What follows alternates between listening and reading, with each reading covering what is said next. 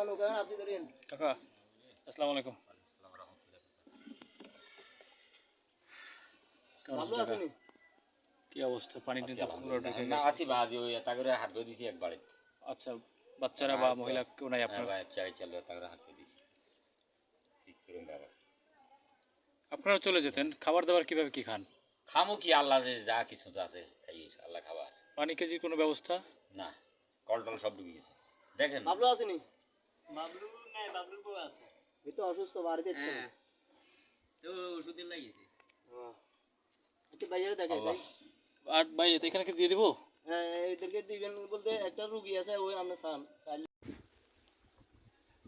চলছে ত্রাণ মিশন অজপাড়াগা, মানুষই বের হতে পারে না, তেরান তো দূরে থাক, ইলেকট্রিসিটি নাই, নেটওয়ার্ক পাওয়া যায় নেবে নেব, একদম লক্ষ্মীপুরের শেষ বর্ডার চলে আসছে।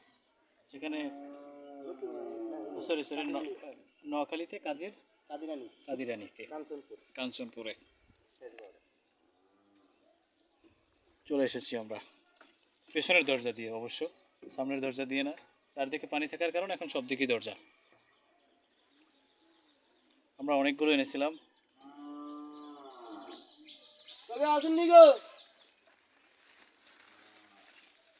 সামনে দিয়ে আইকেন জান এখন ভালো সামনে দিয়ে আসো।